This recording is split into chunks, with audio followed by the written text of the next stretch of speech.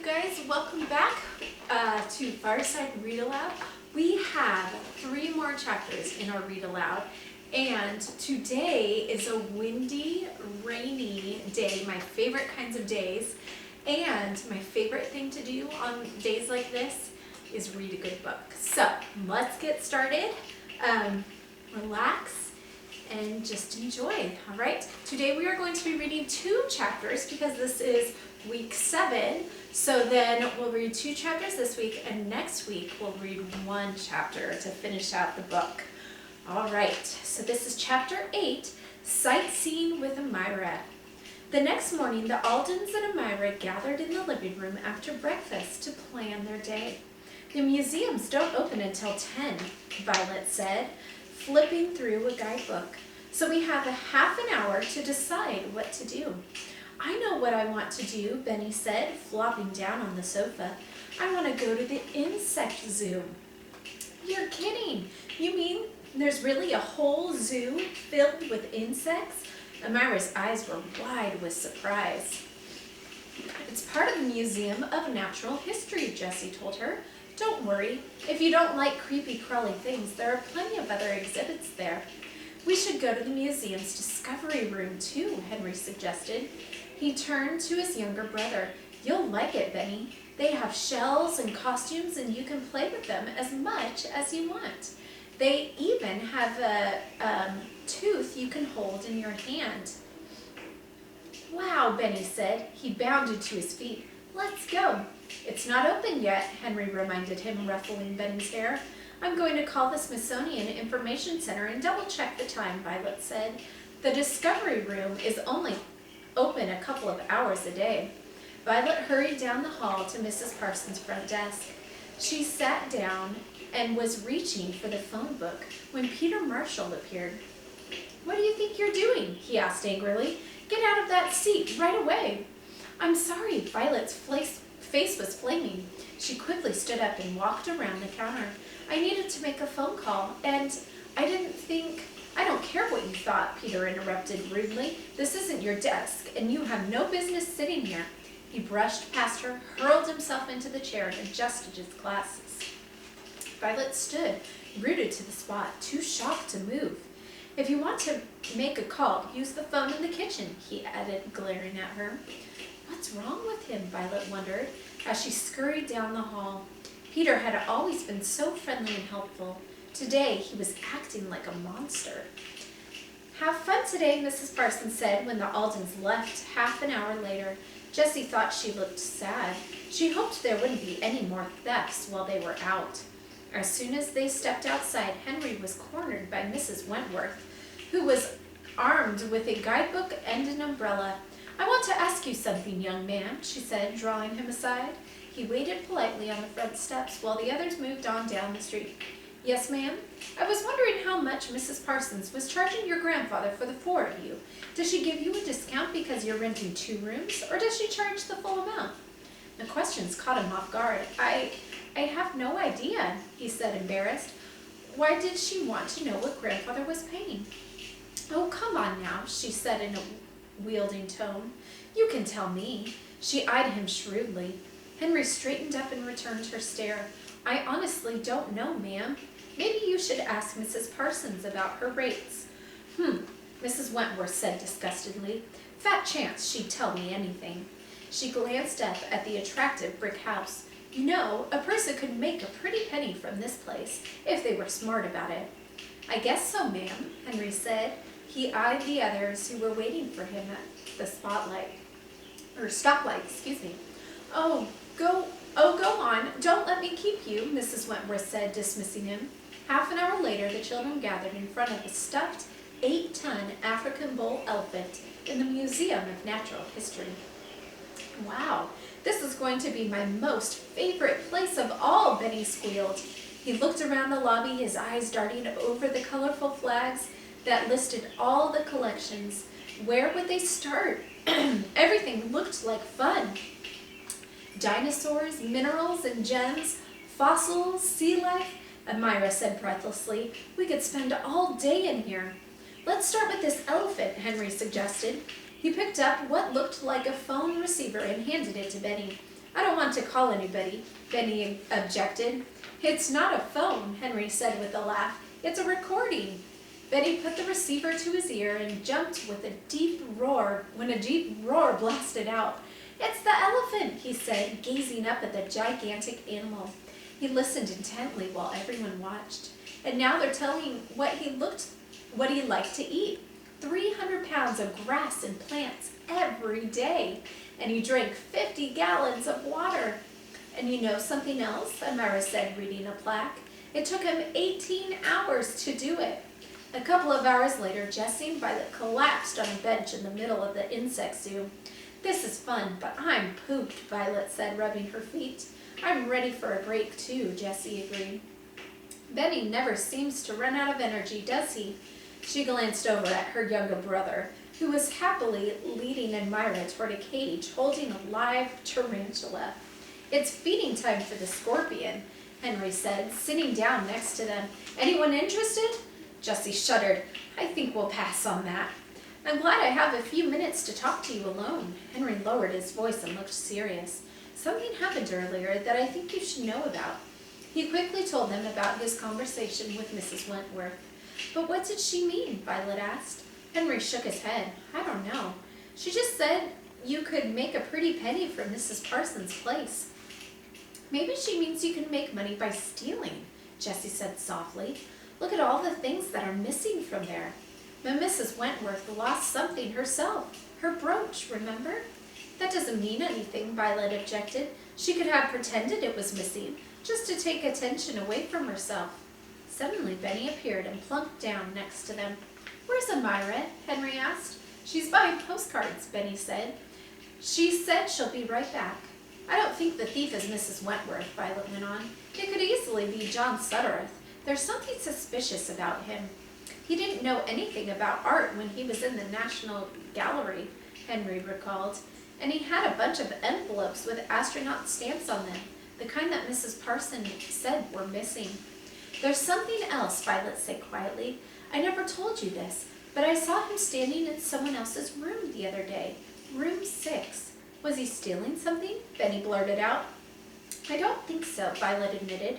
I think he was just looking around. Room 6, Jessie said suddenly. Those are the people who lost their traveler's checks. Yes, but they found them, remember? Henry pointed out. What about Peter Marshall? Violet said. He acted really strange today.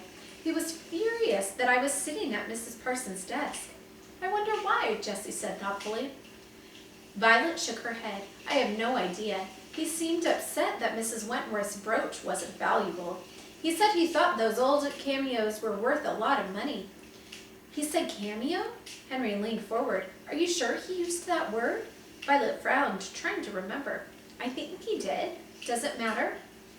It's very important, Henry said.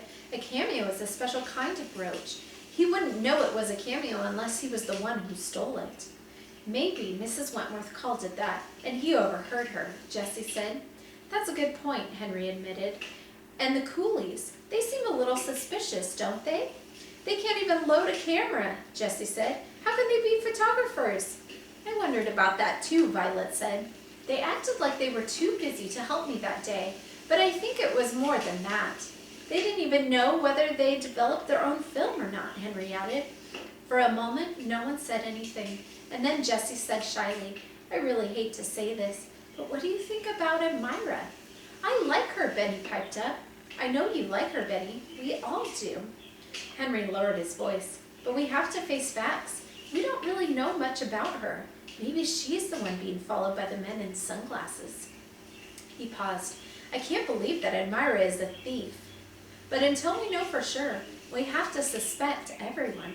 But Benny started to object, but Henry put his finger up to his lips. Everyone, he repeated. We have to suspect everyone.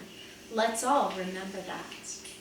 Right, that is the end of that chapter, but remember we're going to do a second one today. The next chapter, chapter 9, Thieves in the Night. Ooh. All right. I'm afraid there's been another theft, Mrs. Parsons said the following day at breakfast. What is missing? Henry added. The Aldens and Amira were alone with Mrs. Parsons in the dining room. All the other guests had left to go sightseeing. My good china plate, Mrs. Parsons said sadly. The blue and white one that hung in the lobby.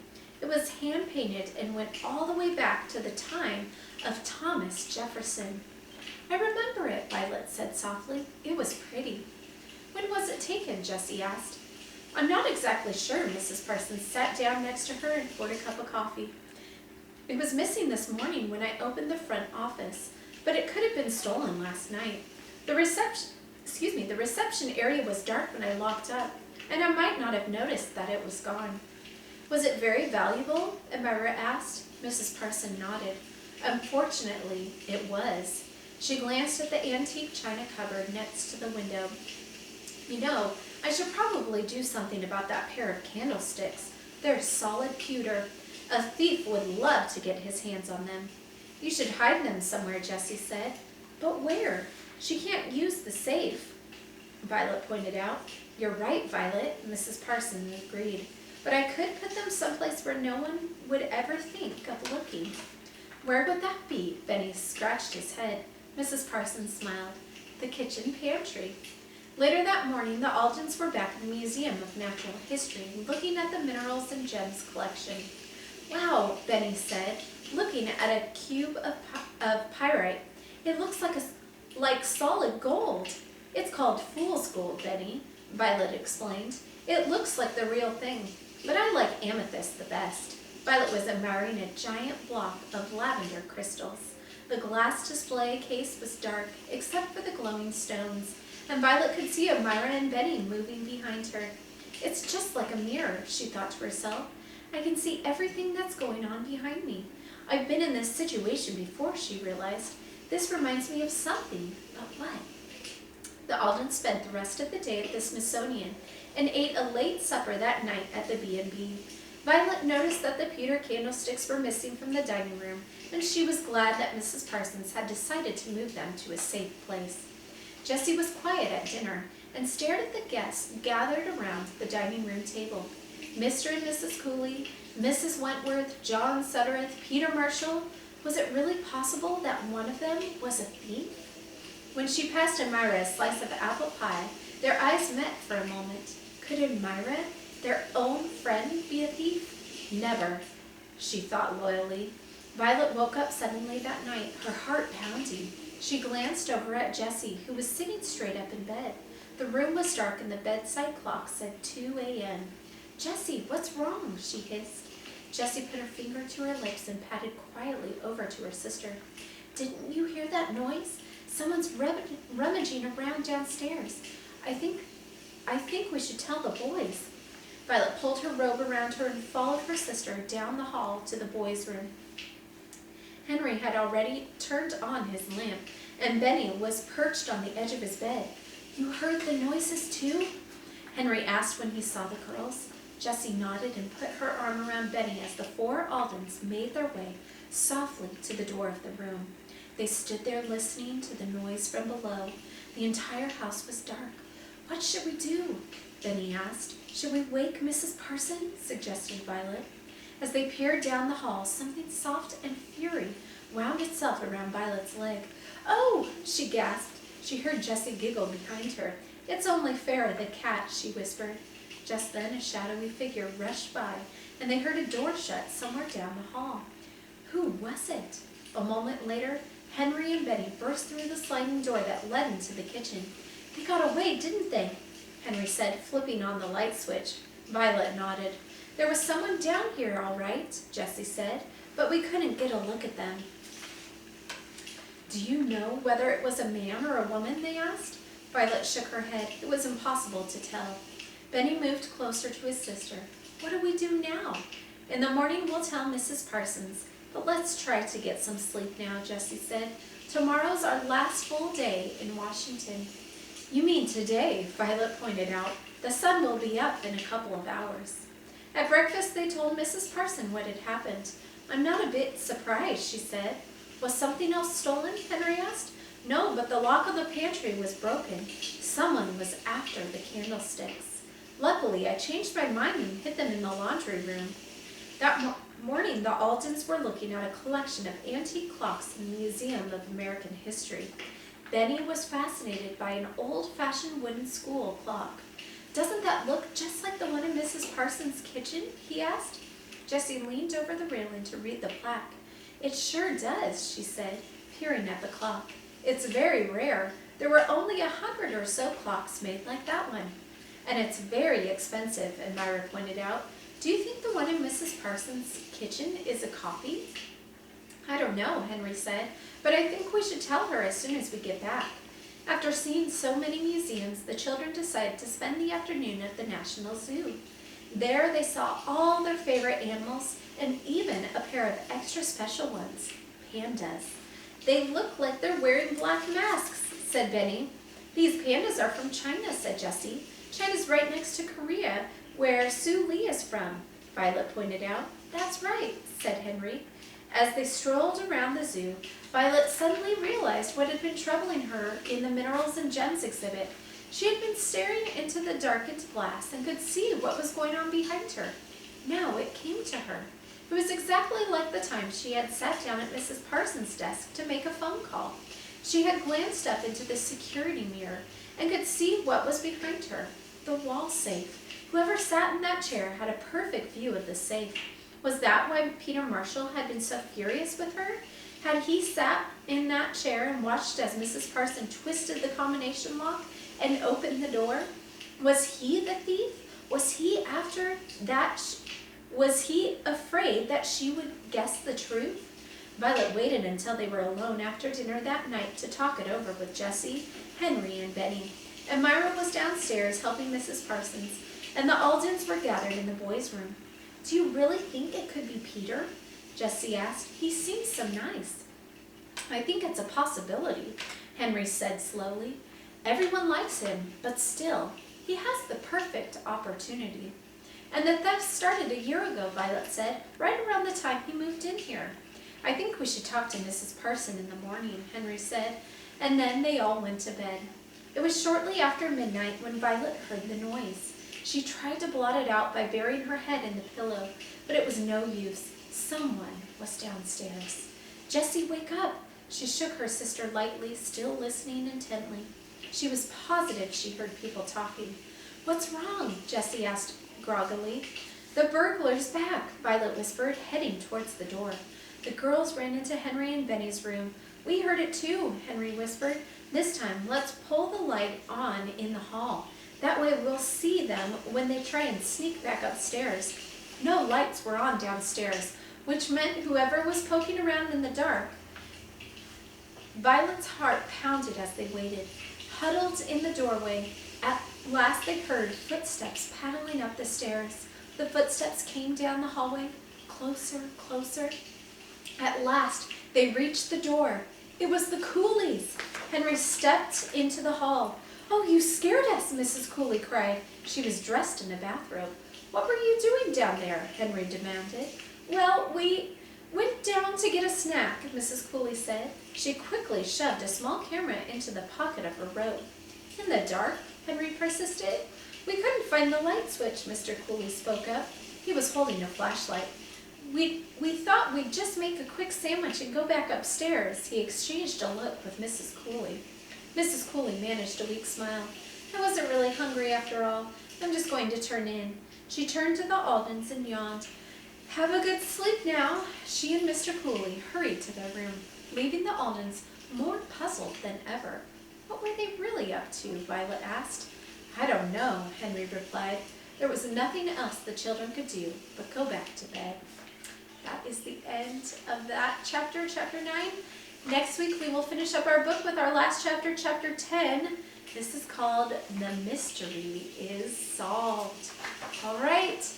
Hope you guys are doing well, and I'll see you next time. Bye.